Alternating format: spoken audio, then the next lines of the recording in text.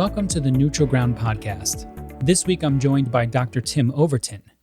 Tim is an individual and couples therapist for Cohen Military Family Clinic at the University of Pennsylvania.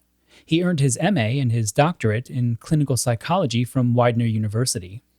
He completed his postdoctoral residency at the Southeast Louisiana Veterans Affairs Medical Center in New Orleans, where he specialized in the treatment of rural and underserved veteran populations.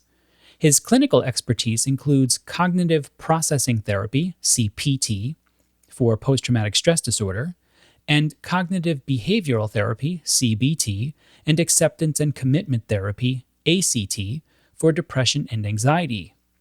In our conversation, we touch upon some of the specific approaches that he takes to help veterans who are struggling with mental health concerns. Tim also brings some much-needed hope on the discussion by sharing some of the data that is coming out of Cohen Veterans Network regarding veterans and mental health. And we talk about the role that narrative building and analysis plays in helping veterans, and all of us for that matter, move forward in life into a place of purposeful existence. And now, my conversation with Dr. Tim Overton. Dr. Overton, welcome to the Neutral Ground. How are you doing today? I'm doing great. Thanks for having me. All right. So I want to dive in here with something to get a better sense of this topic from your perspective. So mental health is a fairly broad term, and that can be both good and bad sometimes, right? On the positive side, it can help us to express concerns to someone else without maybe getting into the specifics of our own ailments. However, on the negative side, it can sometimes minimize the importance of specificity when trying to help someone who is wrestling with a particular mental health concern, let's say. Now, although no two clients are the same, are there some common characteristics that make helping veterans different than helping, let's say, the non-veteran civilian population? Yeah, there are, I think some important things that we'll see pretty commonly in our clinic. I mean, I think the one that I actually want to emphasize first is not necessarily a difference in the mental illness that we see, but a difference in some of the mental health strengths that we see. I think a great thing about working with veterans is that they're coming into treatment with a lot of strengths, a lot of skills in terms of, teamwork and social support and leadership. But what they're finding as they're transitioning out of the military sometimes is that trying to apply those strengths in new contexts starts to set up some difficult dilemmas for them. For some folks that can contribute to depression or anxiety or some of the other, mental illnesses that we treat. And certainly, we do know that the research shows that the veterans are at a higher risk of post-traumatic stress disorder than the general public, just given the increased likelihood of exposure to traumatic events. So certainly that is something, we might see a higher rate of than your typical community mental health clinic. Now, we still have today that image in popular culture of the doctor/therapist in a chair with a notepad and the client lying down on the couch, that kind of a thing. But can you speak a little bit on just how diverse the practice is for treating mental health concerns? Yeah, I definitely hear that from clients a lot, kind of after first sessions that, wow, this wasn't really what I expected. I think with, kind of what they've seen in popular culture and whatnot. But our clinic takes a really active, collaborative, goal-oriented focus towards treatment. The treatments we use tend to stem from cognitive behavioral literature, which engages the client in a really active way in identifying the thoughts that are interfering with them living the kind of life that they want to live, with the behaviors that those thoughts contribute to, and starting to piece that connection together between thoughts, feelings, and behaviors. And we, we don't expect to do all of the work in this session. What we're really trying to set our clients up to do is, how do you become your own therapist? What tools and resources can we give you, whether that's, worksheets, day-to-day kind of activities and routines, connecting with social support that helps you kind of put the treatment into practice in your day-to-day life, so that you're not coming here for years on end and just lying on your back on a couch talking to us. So we really try to take a very active, goal-oriented, problem-solving approach. So someone who is reaching out for help should probably think about as also the importance of their own doing work, their own kind of agency, and buying into this, and really taking that, maybe that yearning for help, and being prepared to put action behind it, right? Because this isn't something that, like you said, you can just sit down in one session and all of a sudden you're magically cured. This is a constant pathway. This is you having to put in the work to reach that end result that you envision for yourself. And I think this kind of actually will segue into another question here. One of the main topics that I discuss on my podcast is the importance of narrative, and particularly narrative reassurance today, finding some sense of coherence, let's say, through story. I've had Amanda Huffman and Ben Killoy on the podcast recently as part of this kind of dive into this series of veterans and mental health, both veterans, and both have talked about how important the narrativization of their lives has been to their ability to find some kind of meaningful bridge, let's say, between their past, present, and even into a purposeful future. Does narrative construction or narrative analysis, let's say, play a role in your own practice as well? Yeah, absolutely. And I think to illustrate that, I can talk a little bit about two of our the main treatments that we use for post-traumatic stress disorder, because I think they illustrate this concept really well. And the two treatments that we do here at the Cohen Clinic are cognitive processing therapy and prolonged exposure for PTSD. And in cognitive processing therapy, the way kind of what we're trying to do is take that narrative that somebody has told themselves about a trauma and start to look at some of the ways that they've maybe foreclosed on a narrative without considering a lot of the contextual factors or other things, that we could maybe integrate that narrative back into the fuller narrative of their life. So for example, somebody who experiences trauma might leave that trauma deciding, this must have happened because it was my fault, I did something wrong. Or they might swing to the opposite extreme, and the only way they can make sense of it is to say that the world is a completely dangerous place and I'm just going to encounter more and more trauma for the rest of my life. They might tell themselves something like, I need to have my guard up at all times to prevent more traumas from happening. And what we want to do is take a look about how these, short stories that they've told themselves about the trauma have impacted their ability to more fully experience their life in the present moment. And if we can tweak the way that we're thinking about it, and maybe start to help that first person recognize that there are aspects of this they didn't have control over that may not have been their fault. If we can help that other person figure out, where are the areas where the world isn't completely dangerous? Where are places that I can go and feel safe and secure? And start to just challenge these thoughts a little bit, they're going to be a lot more likely to kind of fully immerse themselves in their life and have a more full and coherent narrative for their life. So that's what CPT looks like. Prolonged exposure, PE, works well for folks who get very distressed by the narrative of their trauma coming up. Anything that,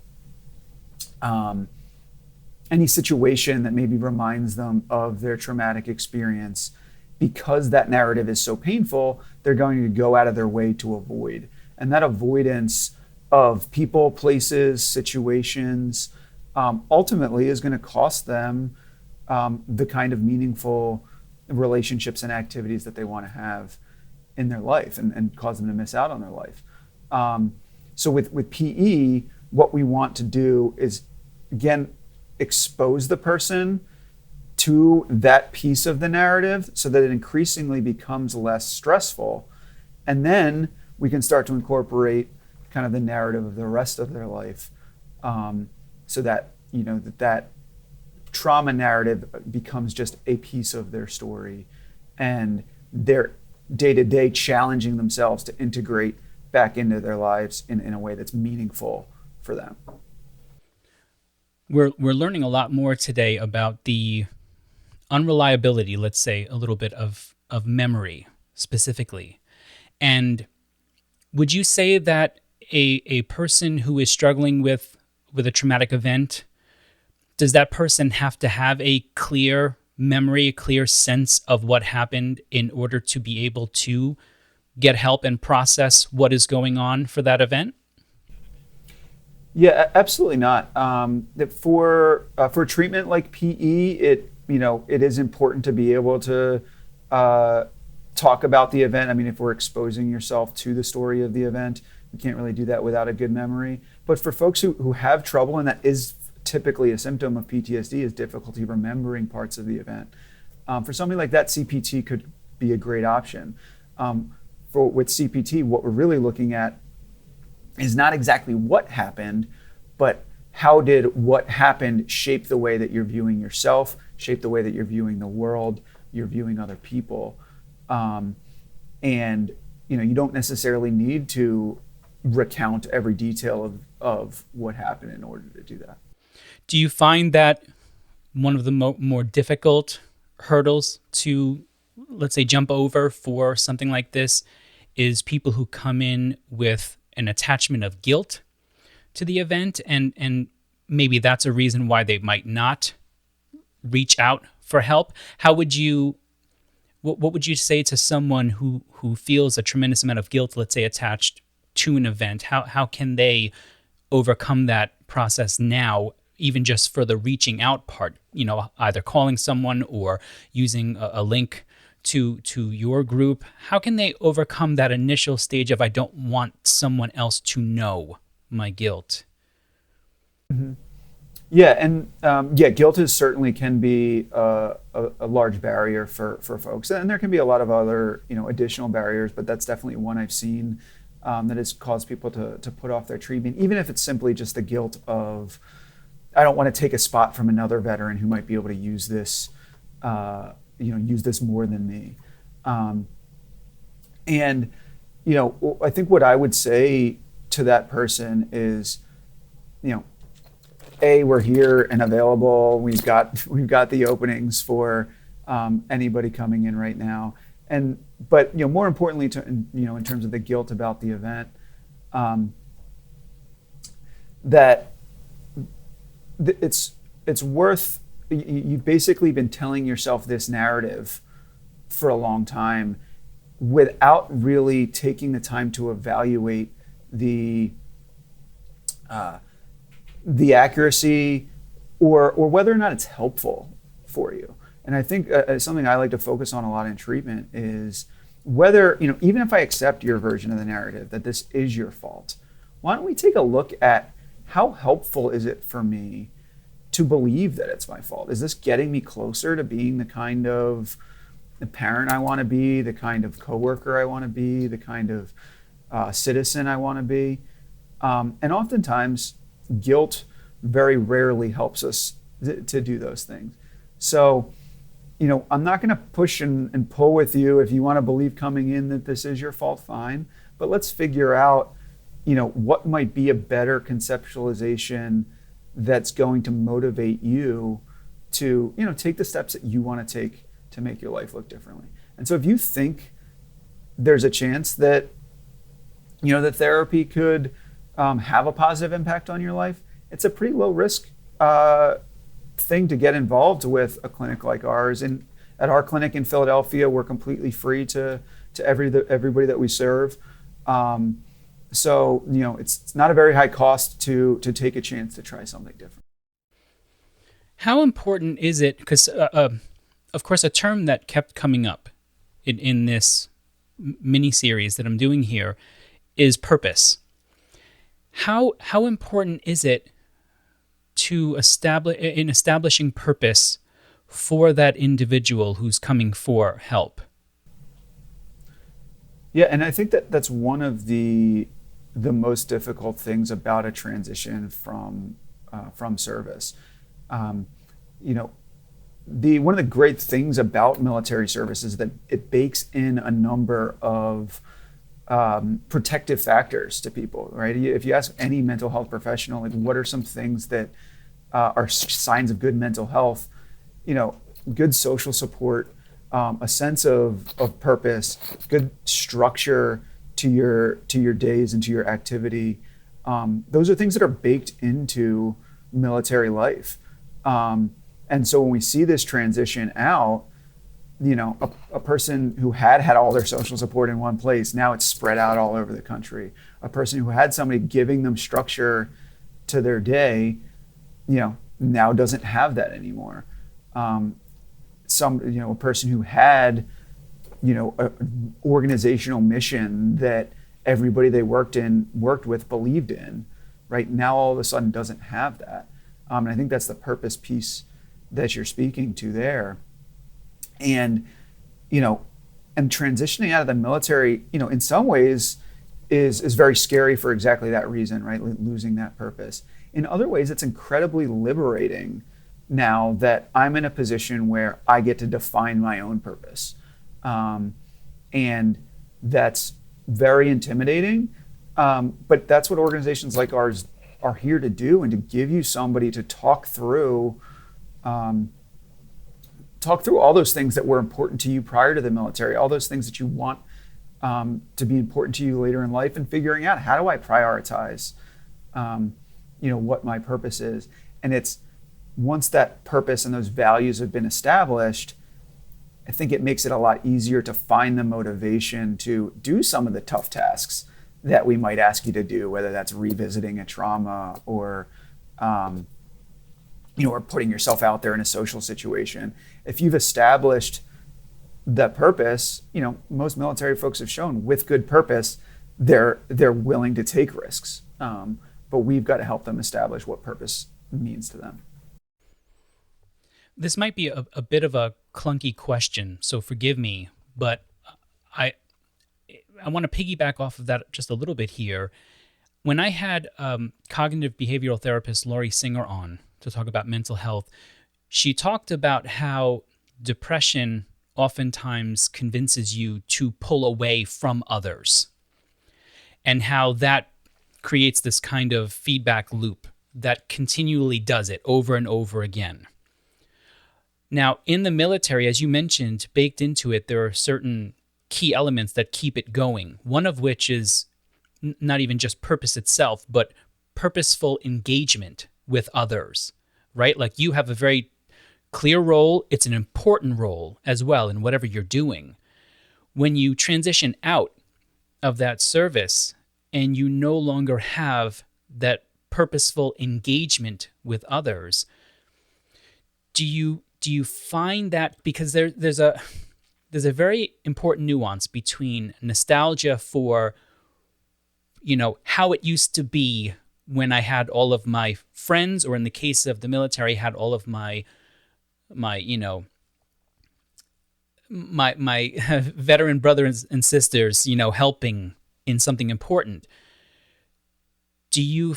Is there a way to determine when nostalgia becomes you're starting that feedback loop in pulling away from society, and does that in some way add to the depression? I guess what I'm asking is this something that veterans have to be aware of when that nostalgia becomes, this is now depression in a sense?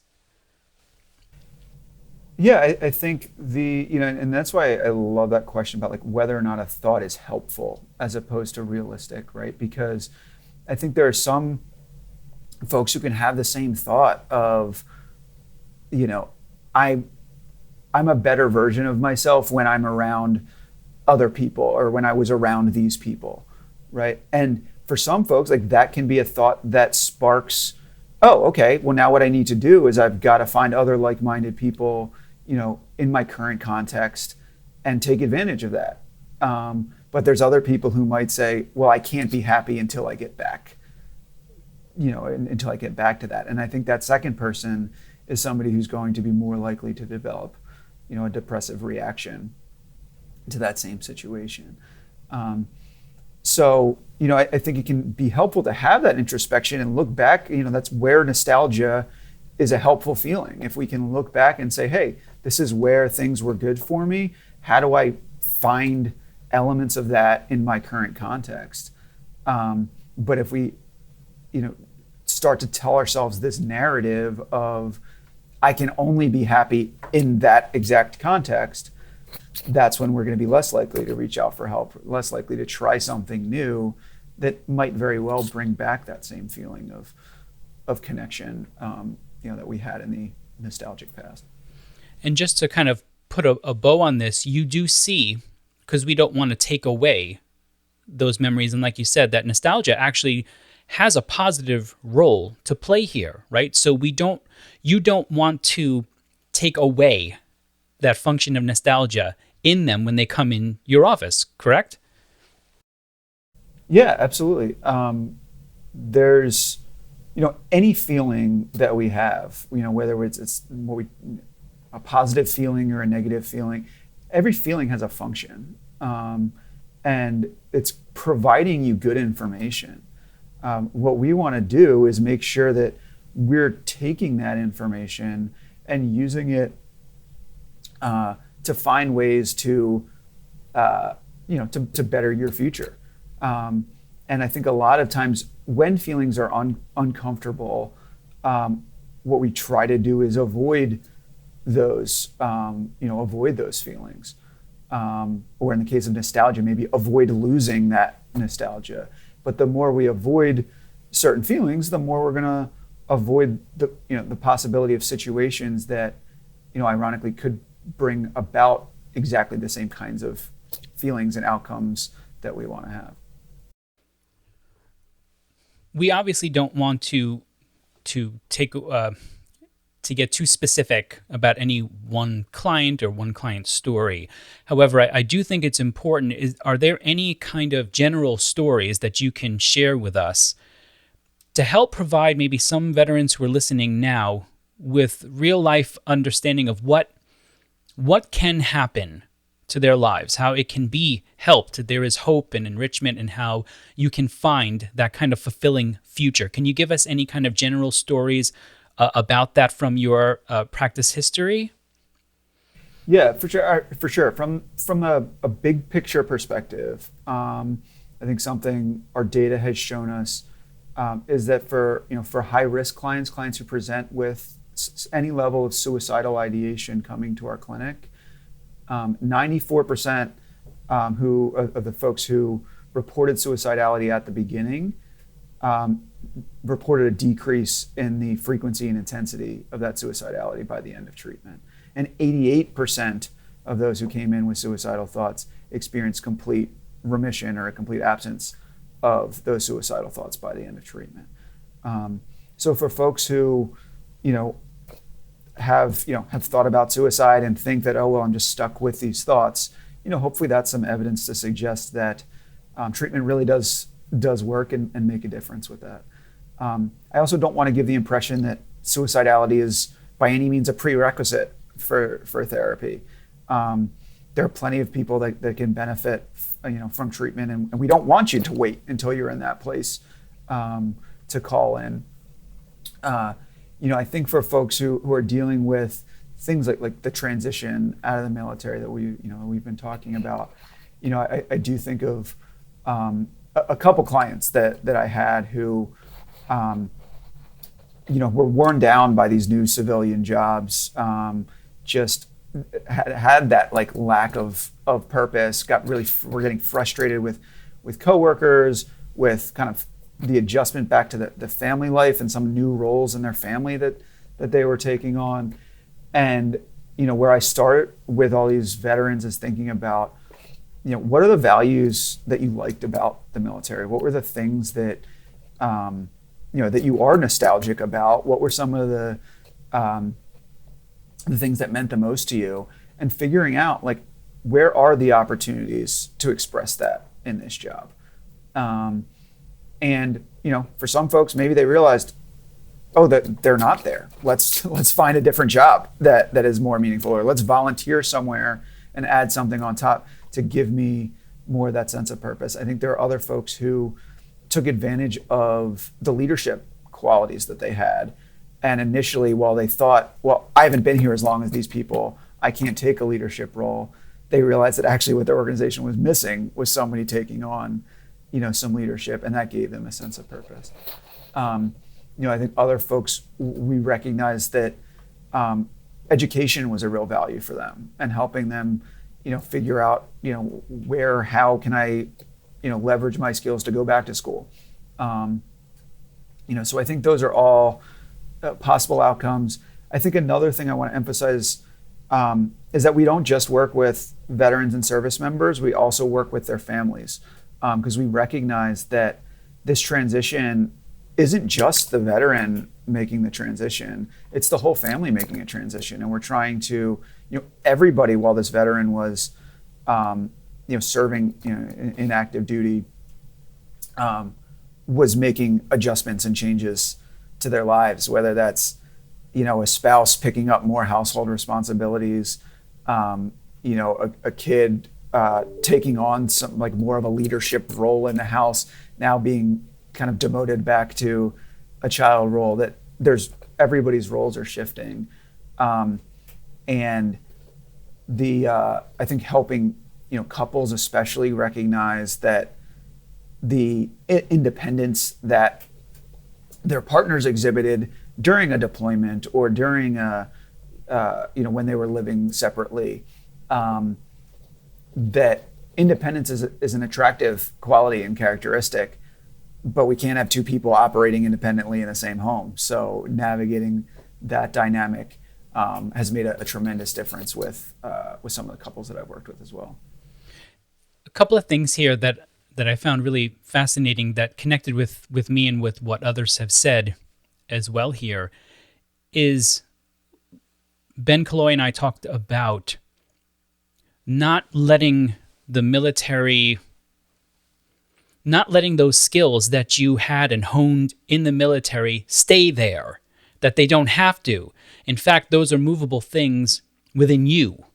So, for example, he even mentioned himself, it took him quite a few years, but he finally figured out that the thing that he wanted to focus on and that he loved in the military was leadership, specifically taking younger Marines and helping them find out, so what are you good at? Like, what can we utilize in you?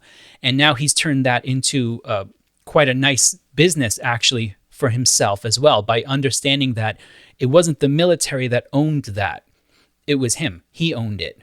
And so I appreciate and I love the fact that you kind of mentioned that these are things that you can take with you and you can focus on afterwards, because something that even I spoke about at the beginning of all of this was the idea of looking how we can transfer even something like duty, honor, integrity that gets wrapped up in the military, those words, how those can be transferred over to the community, the domestic, the home, the self, that you can carry those with you.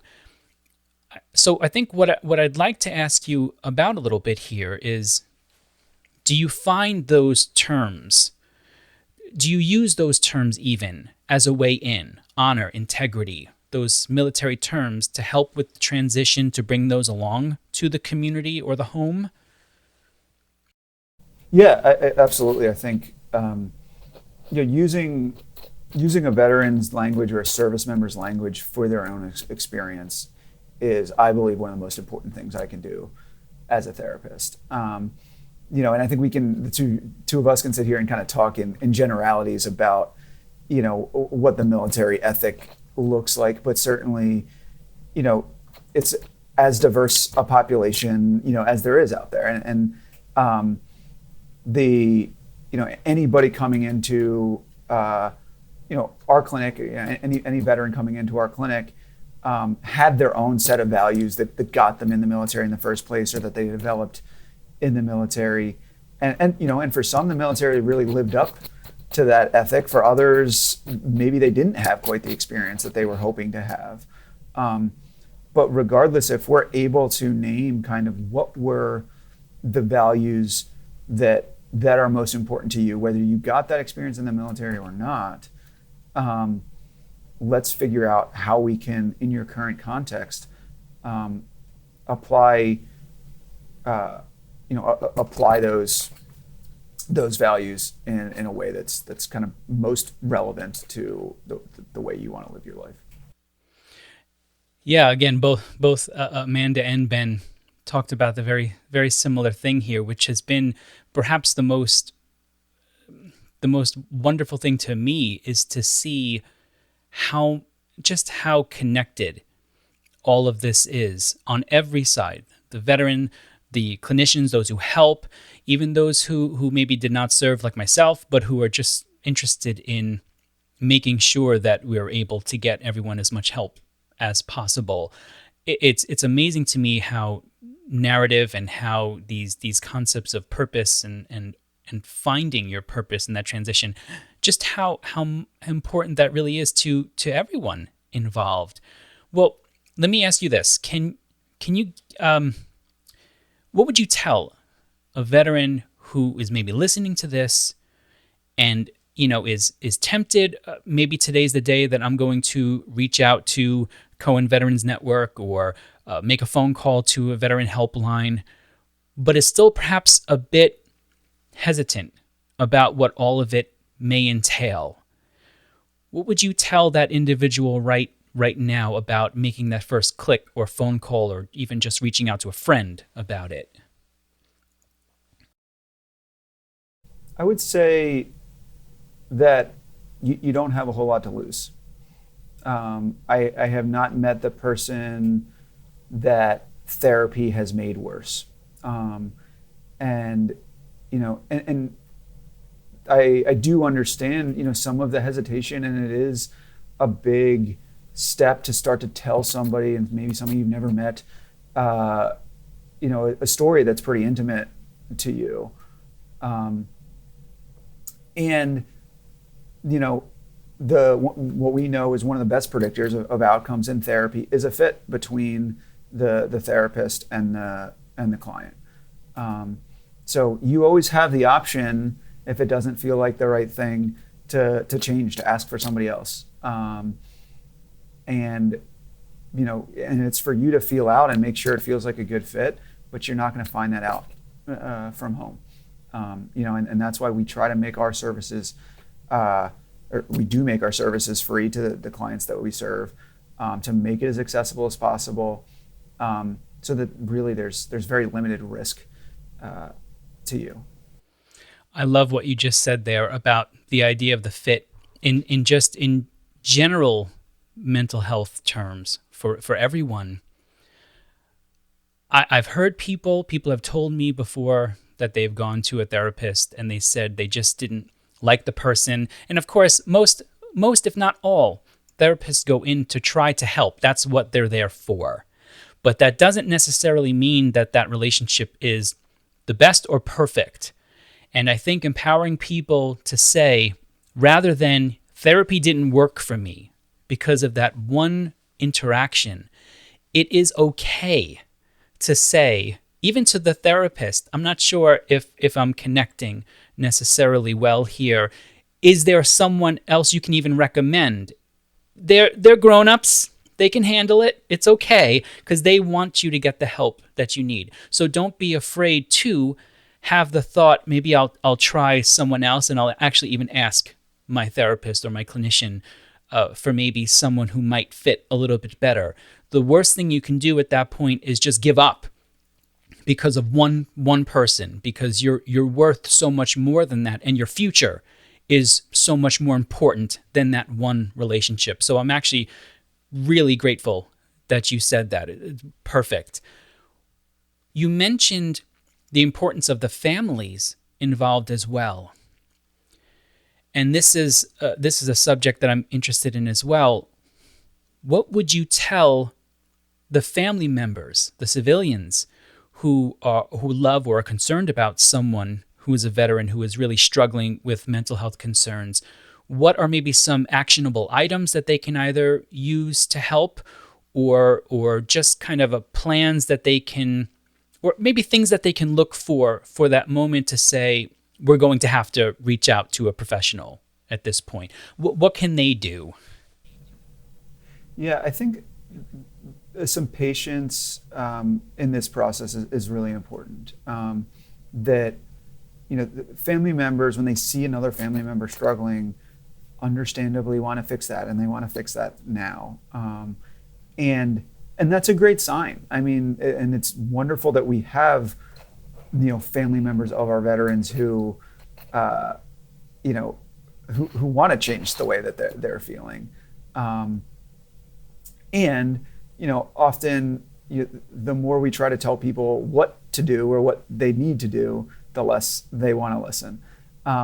So what I would encourage you to do is kind of resist that impulse to tell them what to do, and really practice kind of listening and reflecting the feelings that they're having, and especially those feelings that are sadness or loneliness or other things that, if they hear those reflected back to them, they might think, hey, yeah, that is how I'm feeling. Maybe I should get somebody to think about this. The more that we can have that idea coming from the person seeking treatment, the more likely they are to really fully engage in the treatment. So I would encourage them, you don't need to convince them all at once, but to kind of just practice reflecting those feelings. I think another thing that's really important is trying to avoid taking it personally, right? If you see your partner, your father, mother, et cetera, struggling, it's all of our impulse because we want to change. We want to be able to have control and change things in our lives, that I think, oh, well, this must be my fault. I must have done something wrong. And the more we start to take it personally, the more defensive we get, and then the more we try to push them in a direction that they don't want to go. So just recognizing that impulse, taking a step back, and trying to reflect that emotion. On a really concrete level, a great resource that the VA has is called Coaching into Care. They've got a website and a phone number that family members can call to talk through kind of the specific situations of their loved ones. So that's just a really great thing that the VA does that I would recommend as a resource. I would also say, if you're noticing there's someone else in your life that could use support and they're not getting it right now, it's important that you're taking care of yourself. So that might be, if you haven't sought your own care yet, it might be a good idea to reach out. If you're a family member to a clinic like ours, to make sure you're getting your care, and that's going to put you in the best position to be the best listener and support you can be for that loved one. And if you are a veteran or a service member who has sought mental health treatment and had a positive experience with mental health treatment, I think the more you can be an advocate and tell your story of success, the more that's going to help out other folks. I think it's easy for me here as a mental health professional to sit here and say, treatment works and you should believe me. But I know that veterans are a lot more likely to listen to other veterans. So if you've had a good experience, talking about your own experience can be one of the best ways to leverage other folks to seek care as well. Yeah, this is going to sound like I'm trying to plug episodes, but it's not. I hope people think better of me at this point. But both Amanda in the episode I did with her and Ben, the episode I did with him, both of them talked about how much therapy helped them to figure out just to impose order on the chaos of their minds in some way, how important that really was for them. So if you don't want to listen to just the two of us here with this, then I do urge you to listen to those episodes so that you can hear it from them, from veterans themselves, how much this actually helped them and how important the process was to develop a kind of narrative and understanding of what's going on, inside of their minds. I want to highlight Cohen Veterans Network here a little bit specifically because both you and Chelsea were so wonderful in returning and reaching out to me and coming on. Can you tell us a little bit about Cohen Veterans Network and what you do and how you approach it? Yeah, so we're a nonprofit grant and donation funded organization that supports veterans, active duty, reserves, National Guard, and family members of any of those folks.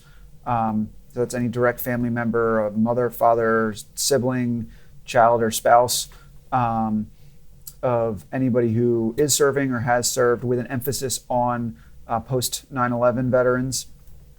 And we offer individual, couples, family therapy, and case management services to anybody in that population. I am located at the Philadelphia clinic. Our clinic is completely, like I mentioned, completely free to anybody we serve, and we serve folks in New Jersey, Pennsylvania, and Delaware, and offer telehealth services to all those places. So it's very accessible from the comfort of your own home, if that's your preference. If you want to come in for treatment, we welcome that as well. And the Cohen Veterans Network serves a much broader swath of our population. So we've got clinics, I believe we're up to 15 nationally. So if you're not in our tri-state area, there's a really good chance there is a clinic that serves you wherever you are. And like I said, telehealth is available, so you don't need to live right near a clinic, as long as we have a provider license in your state. That's wonderful. Yeah. And each of these episodes, I've been putting a link to Cohen Veterans Network in the episode notes, and this will be no different. I'll have that here as well. Dr. Overton, thank you so much for joining us and for giving us this insight. Is there anything else that you'd like to tell the audience or anyone who's listening? I think the biggest thing that I want to reiterate is that treatment is available and it works, and that we're here for you. And like I said, we see dramatic drops in suicide rates of the folks that come in, but that's not a prerequisite. That these transitions are tough on the veterans, they're tough on their families, and by the way, you're doing it in the midst of a global pandemic. So it's we've worked hard to make sure that our services are as broadly available as possible, and we want to make sure that people are taking advantage of it if they think they can benefit. Thank you so much, Dr. Overton, for joining us today, and thank you to Chelsea Lewis as well for helping us get connected. Just thank you. That's the best I can say, honestly, is this was exactly what I was hoping for, toward the end of this, was to get all of these different kind of perspectives. And you most definitely have provided, I think, a tremendous amount of hope and purpose as well, giving people, I think, a reason to click the links, make the phone calls, and get the help that you need. Absolutely. It's been a pleasure. Thanks for having me. Thank you. Well, I hope you enjoyed my conversation with Dr. Tim Overton. And I also hope that it inspired some of you to be active and unabashed about reaching out to veterans with a helping hand or an open ear. And as Ben Killoy said in a previous episode of the podcast, welcoming them home. And if you are a veteran or you know a veteran who is struggling to find purpose or meaning or even just some ground underneath your feet, I encourage you to use the links below to seek the help that you deserve. Your life has meaning. Your life has purpose. It always has. So let the professionals help you. rediscover that meaning and purpose.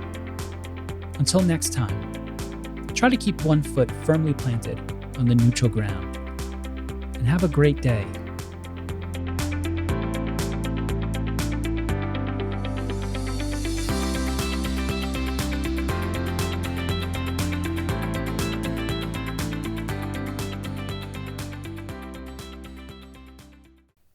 Growing tired of all the extreme views that seem to do nothing but divide us as a people today? Well, believe it or not, you can actually do something about that with just a few keystrokes and a couple of clicks of the mouse. Start by hitting the subscribe button for the Neutral Ground podcast. Then, click the like button for this video. And leave a thoughtful or uplifting comment in the comment section below for others to engage with. And finally, consider watching another one of the videos up on the screen. You see, the more we engage the channel in clicks and keystrokes, the more we can get our Neutral Ground message in front of others. So, don't delay. Bring the Neutral Ground podcast to someone new today.